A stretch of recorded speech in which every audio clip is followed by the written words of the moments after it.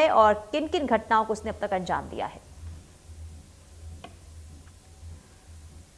चलिए आगे बढ़ते। इधर पूर्व गृह मंत्री ननकी राव कंवर मुख्यमंत्री निवास के बाहर कोरबा कलेक्टर को हटाने की मांग को लेकर धरना देने कोरबा से रायपुर पहुंचे थे, लेकिन उन्हें गोहोई भवन में ही हाउस अरेस्ट कर लिया गया, जिसके बाद प्रदेश बीजेपी अध्यक्ष किरण सिंह देव से मुलाकात किए जाने के बाद ननकी राम कंवर वापस कोरबा पहुंचे। कोरबा कलेक्टर को हटाने की मांग पर भड़के ननकी राम कंवर और ननकी राम कंवर ने बयान दिया कि भ्रष्ट अधिकारियों के खिलाफ हम ऐसे ही आवाज उठाते रहेंगे, बोलते रहेंगे। प्रदेश अध्यक्ष के आश्वासन पर ननकी राम माने हैं।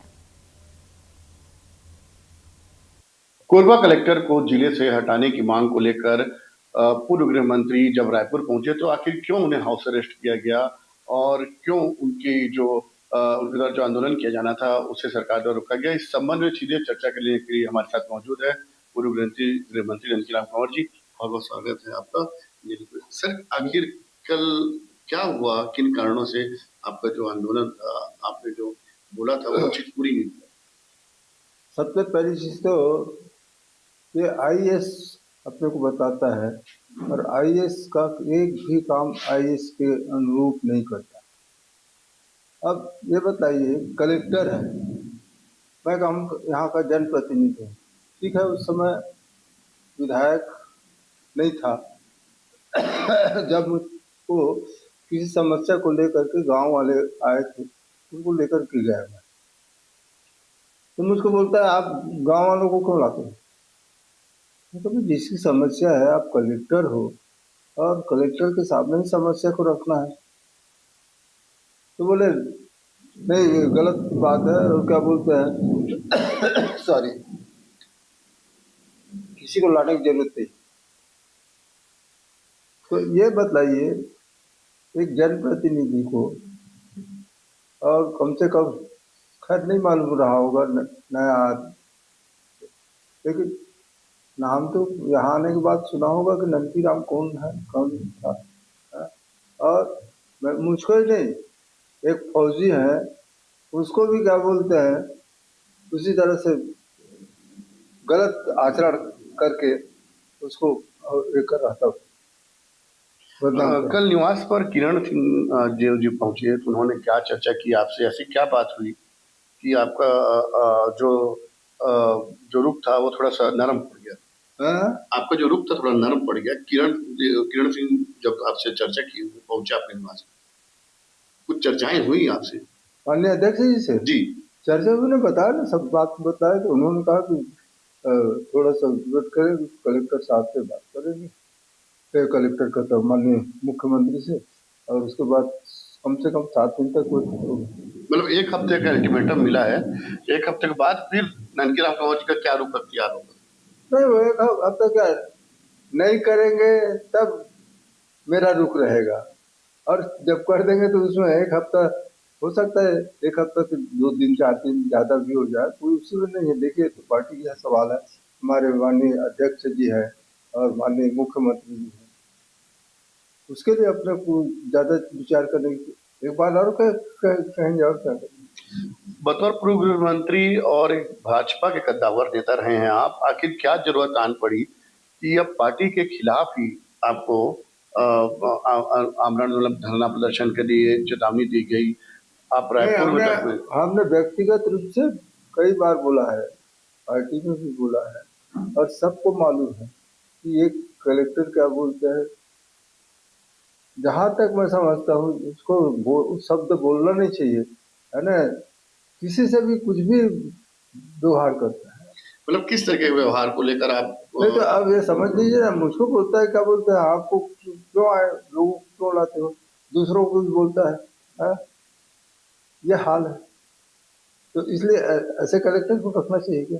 इसके अलावा और कुछ ऐसी बातें जो कलेक्टर की, वर्तमान कलेक्टर की, आपको नागवार गुजरी? देखिए, वैसे अब हम भूल जाते हैं, उम्र के हिसाब से भी है, बहुत सारे ऐसे बातें जिसके कारण क्या बोलते हैं उसका विरोध हो चुका है। पहले भी देखा गया है आईएएस लोगों के खिलाफ, स्पेशली कलेक्टर के खिलाफ, कलेक्टरों के खिलाफ आपका जो रुख है वो कड़ा रहता है। कभी कभी आप जिसकी शिकायत पार्टी में भी कर चुके हैं।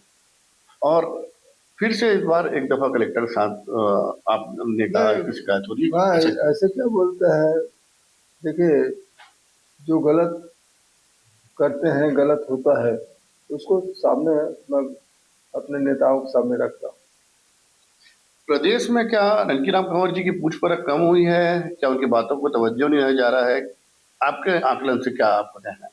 किसको पूछ परख आपकी का? पूछ परख। नहीं, अब भाई मंत्री के रहते मंत्री को पूछेंगे, उसको थोड़ी क्यों पूछेंगे। लेकिन लेकिन ये बताइए, आपको शायद याद नहीं होगा, आज भी जितना मंत्री के यहाँ बैठते हैं लोग समस्या लेकर के, उससे कहीं ज्यादा तो नहीं कह सकता, लेकिन उससे कम से कम मेरे सामने समस्या लेकर नहीं आते, ऐसा नहीं, उससे ज्यादा ही हो सकता हूँ। और आपको बताओ, इस धरना में बैठने के लिए अंबिकापुर से भी फोन आया, और जो दूसरी जगह से भी आया, हम लोग भी बैठे। किनका फोन आया अंबिकापुर से? अब काहे को उनको बदनाम करेंगे। नहीं, मतलब पार्टी से नहीं, जुड़े नहीं, हैं कि दूसरे पार्टी से रहे? अरे बता रहा हूँ मैं, संघ के लोगों ने बैठने के लिए उसको फोन किया है। भारतीय तो जनता पार्टी के अलावा और किसी दल के नेताओं का संपर्क हुआ कि आप जो धरना में बैठ रहे हैं उसके संबंध में आपसे कुछ नहीं, चर्चाएं तो हुई हमें होंगी? किसी से दूसरे पार्टी से क्या लेना देना, हमारी पार्टी के लोगों को हमने बताया, और जिसकी समस्या है उनको बोले थे बस। जैसे आपको बताओ, ये बताइए, अब आपको भी ताजुब होगा, माइनिंग एरिया में जहाँ पूरा गांव के गांव, ये कलेक्टर तोड़वाएगा बिना कंपनसेशन दिए। आज बताइए, इसको क्या करना चाहिए, इसको नौकरी से हटा देना चाहिए। हमारे साथ मौजूद थे भारतीय जनता पार्टी के कद्दावर नेता और पूर्व गृह मंत्री रह चुके रणजीत कंवर जी, जिन्होंने साफ तौर पर कह दिया है कि वर्तमान कोरबा कलेक्टर अगर आगामी 7 से 10 दिनों तक नहीं आते तो उनका तो रूप तो कड़ा होगा ही, लेकिन उन्होंने ये भी भरोसा जताया है कि कोरबा कलेक्टर को पार्टी द्वारा, पार्टी हाईकमान द्वारा स्वतः ही अल्टीमेटम की डेट से पहले ही यहाँ से हटा दिया जाएगा। बहुत सारी बातें हैं, बहुत सारी चर्चाएं जो है सामने आई हैं, बातें खुलकर सामने आई हैं। इसमें रणजीत कंवर जी ने अपना पक्ष रखा है। कोरबा से इंडिया न्यूज के लिए अजय राय। कोरबा कलेक्टर को जिले से हटाने की मांग को लेकर पूर्व गृह मंत्री जब रायपुर पहुंचे तो आखिर क्यों उन्हें हाउस अरेस्ट किया गया और क्यों उनके द्वारा जो आंदोलन किया जाना था उसे सरकार द्वारा रोका गया, इस संबंध में सीधे चर्चा करने के लिए हमारे साथ मौजूद है पूर्व गृह मंत्री रणजीत कंवर जी। बहुत बहुत स्वागत है आपका। सर, आखिर कल क्या हुआ, किन कारणों से आपका जो आंदोलन आपने जो बोला था वो